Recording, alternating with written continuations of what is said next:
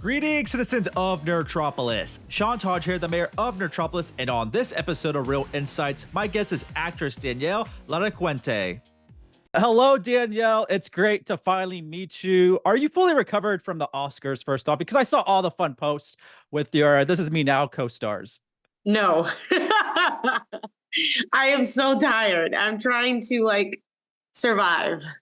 Makeup does wonders. Last week, I actually spoke to one of your co-stars, Alex, about This Is Me Now. Awesome. What a wonderful cast, a part of that. I really enjoyed that film. It's one of a kind. I loved everything about it. Totally different, nothing I've seen before. I gotta know, what's the most memorable moment you experienced while working alongside Jennifer Lopez? Oh my God, too many to count. I would have to say, just watching her in action was amazing for me because I grew up with her being an idol of mine. So just to be on the same set working alongside of her and I would have to say she casted us so well in a sense of the friends are all so different, yet we are we're the best of friends off of set to this day. Like we have our own group chat. We talk all the time. I absolutely adore everybody. Alex, Ashley, Brandon, all of them, Matt, Malcolm, we are just like super tight. Yeah, great cast, great film. It's praised for its complex relationships. I loved every aspect of it. How do you prepare for, a lot of the emotional demanding scenes in this film? To be honest, I was very lucky that this role was very close to me as an individual. So I kind of just really brought myself. I'm definitely like a girl's girl, how I would behave in those certain situations. So I would tell, any actor that's if they are doing a role that's close to them or away from them, the best thing to do is just be in that moment. So I just try to be as present in that moment during the scenes as possible. Any fun, memorable moments on set? I know Alex told me she was really excited when she got to see Neil deGrasse Tyson. Was there somebody you were excited to see over there? Oh my God. James Fonda. Oh my God. I was like, is that real? Is she real? Is she there right now? Oh my God. She was one of the Zodiacs and um she's fantastic. So I was very excited to see her. Yeah, the Zodiacs was actually a very surprising part for me. It was really exciting to see who was going to be who, and just seeing them how they played out. Brilliant film. And so, how did this role land into your lap? Surprisingly, I was actually good friends with Dave Myers and his wife. And but before then, the audition came in my lap, and nobody really knew what it was going to be. So we didn't know, like, is it a musical? Is it a music video? Is it an album? Is it a movie? Is it a feature? So it was very confusing as actors. So I feel like I was kind of like, well, what is this? I don't know what's going on. But I ended up auditioning and actually auditioning for multiple roles. And the day of set, they were like, "Oh no, you're the fighter," and they couldn't have picked me better. It was literally like, I am the fighter. So it was amazing. Yeah, you mentioned David Myers, great director, has done amazing work in obviously music videos and really blew Mhm. me out of the park with this. How's his style on set? Oh my God, he is so chill and so, oh my God, I love him so much. He also is really into being collaborative and especially as an actor, which is amazing. Like he let us improv like crazy. We basically it was a community thing for all of us, which an actor could only want that, right? He listened to our ideas. He's like, "What do you think? What would you say on this moment?"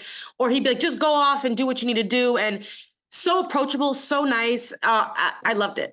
Really hope we see more stuff like this from other artists as well. She kind of set the bar so high, but it's such great storytelling. And it kind of reminded me back in the 90s where music videos were so cinematic and really drawn out and it had a real story Had a from story, its, yeah, which was great about it. which they don't have that anymore, and they went for 7 minutes long, and you know what I mean? Yeah, and to be honest, I thought this was a little too short. I was waiting I for more. know, I was like, give us more. But it's yeah, great. There's a documentary about making this, which is great, which complements it. You got the full album. I mean, that album is amazing. Do you have a favorite song from the album? can't get enough. I like Hummingbird too. It's very sweet, very very sweet. I was Yeah, telling Alex that pretty much every song on there is like a banger. Like it's yeah, they all stand out on their own, but the whole album from start to finish flows just beautifully. Telling yeah. its No, story. I definitely agree. I think she did great. And I really love that she added the movie to it because it told the story and it told the story in her own words, which wouldn't anybody love to do that, right? Yeah, Jennifer Lopez is a very busy person, has been doing a lot of things, so it's great to have this project out there. I wanted to shift into something that all my friends talk about with me all the time is the show called Bosch Legacy. My friends still buzz about it. They love everything about it, but honestly, I have not watched it yet. I don't know much about Bosch, which I am ashamed of. I'm How totally ashamed. I dare don't. you? Just kidding. But so for folks like me that don't know anything about Bosch, how would you describe it to them about what the series is all about? So, what's great about Bosch Legacy, which is the spinoff that I'm on, you could pick up right from there, which not a lot of spinoffs can do, which is amazing. But the original Bosch, it focuses on Harry, his journey being a police officer. And what I love is that he is tatted and like just not the norm. And definitely goes out of a way to make things right. So you follow him. You also follow his daughter Maddie, going through thinking about becoming a lawyer and stuff like that. The spinoff, actually, Harry then turns into a PI, and Maddie becomes a rookie cop. And I play one of Maddie's friends, who is also a rookie cop. And if you guys have seen season 1 and 2, it was rough for me, but I made it through. Just seeing the process of that and watching their journey, it's funny, it's dramatic. It keeps you never know what's gonna happen. I'm telling you, the first season and last season, it is wild. And coming from both my parents being police officers, this is a show they watch because it's that good. And usually they're like, turn it off. I cannot. That would never happen in real life. So that says enough, right?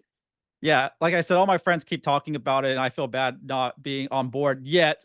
But you've sold it to me. With your parents being retired NYPD, did you infuse any of their traits into your character?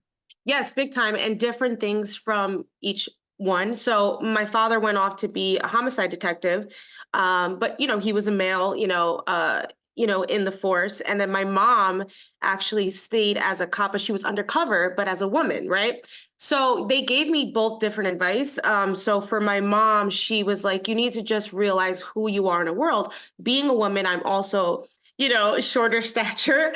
She was like, you're not going to run in there and bulldoze people. So use what you got. So what you got, I mean, was what she did is a lot of the time she got a lot more bees, with honey, and she talked to a lot of the perps that she would call them. And she'd be like, listen, you got to go, whatever. And a lot of them just wanted to be talked to. My father was really big on procedure. He was a male coming in, so he's really big about safety. He was always looking around, always like, you kind of got to be the big wolf in the room. So I took a little bit from both of them, and especially regards to like certain things, like when I did a traffic stop. If you guys see me in the first season, there's certain things that you have to do. When you pull over a car, you always touch the trunk because there's somebody that could be in there, right? So those are just things that they always do, and you don't want to be a huge target. So you're not going to always, if you look at a police officer now, you guys could go watch, you never want to be full face, right? So like your arm, your shoulders back because you're making yourself bigger target. So they're always with their shoulders hunched, trying to make themselves to the side. So I picked those up from my dad, and when he watched, he was like, all right, you did the job. I believed you. So that was good.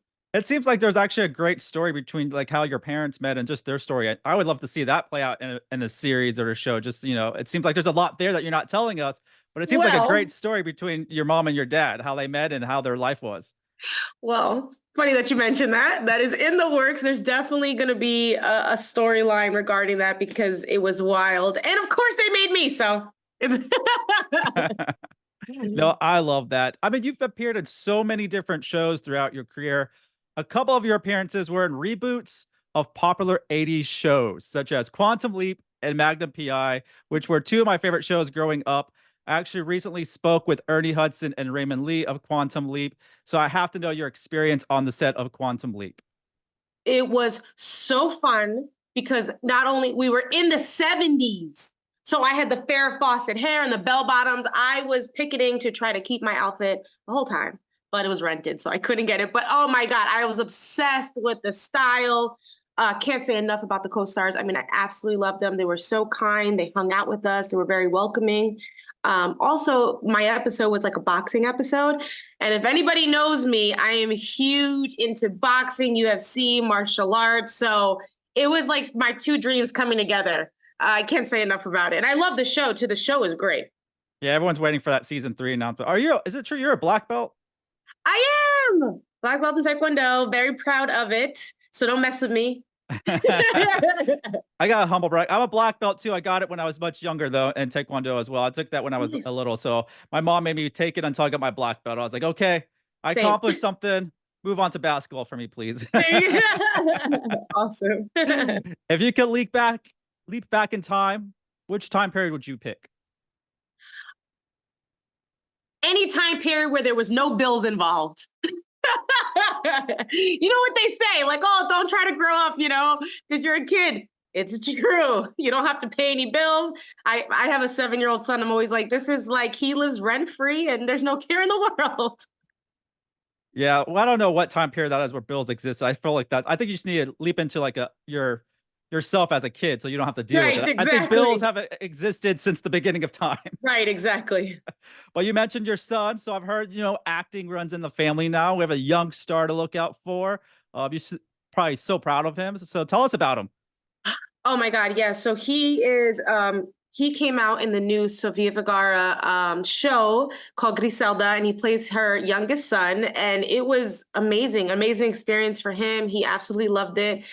Sofia was absolutely great. And what was awesome is, I was on set and also being an actor, it was helpful that I was able to work him through things. Hey, the directors were very very helpful in the sense of, hey, Danielle, we need to get Ben. I mean, he's young, so we need to get Benson to smile at this moment or whatever, which I was so lucky for. And he made his first carpet debut with the show. And I was very scared because I'm like, he's 7 and there's all these cameras and he might freak out. And he goes, Mommy, I got it. He went on the red carpet, gave a thumbs up, and the rest is history. He has a fan here. I watched the show. I loved it. But he was great in it. I mean, it was fantastic. Not the show I was Yeah. expecting. Really gritty, Yeah. really deep and stuff like that. Yeah. But it's great to hear that he has the acting bug in him. So there's going to be Yes. more from him for sure. Yes, definitely. I have to ask, what's the difference between acting on television for a film? Like the sets are different, just how they're approached. Is there any big differences between TV and film? Well, there's always like that one off where they are exactly the same or whatever. And I do just feel like every set is different. The biggest thing that I can maybe think of is that sometimes films, they have longer time periods where they're allowed to get something, a turnaround. So I just think that they move maybe a little bit slower. And so then there's time for us to just try new things and be more lax about it and take our time and really get inside the character. When it comes to TV, most of the time the turnaround is so fast and they're filming so fast that there's really not enough time. So that's the only thing I can say. Usually, other than that, the creative process is the same.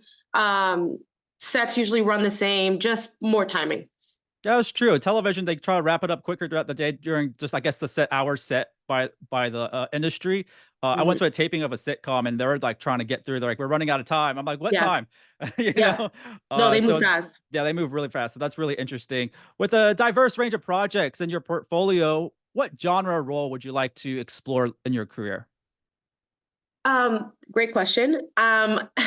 I want to just keep doing anything that's diverse. That's my goal. So I don't want to be put in a box, which I haven't yet. And I just want to keep pushing the envelope. And anything that I haven't done yet, I am open for, whether that's a period piece, whether that's to play like, a Marvel character or, I'll go back in time again in a different time period. Pretty much anything I'm open for and I'm excited to do just to push the envelope and push my craft. Yeah, don't put you in a box, but let's put you in a boxing ring and see what you can do in a Oh film with yeah. that. That's a good one. I could play a boxer. I haven't done that yet. Yeah, that would be fantastic. So I didn't know that. What is next for you, Danielle?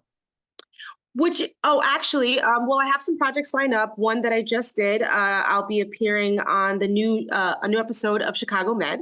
So I'm very excited about that. So check that out. I don't have a specific date yet, but I will be announcing that on my Instagram. So That's exciting. You're keeping yeah, busy, and so I'm yeah, excited to what you're gonna do next and what your son's gonna do next. I mean, that's a yes, rising star right there. yes. Definitely, the talent runs in the family. So thank you so much, Daniel. This was fantastic. Thank you so much. Thanks for having me. Once again, this is Sean Taj, the mayor of Nerdtropolis, and stay tuned for more movie news, reviews, interviews, and trailers.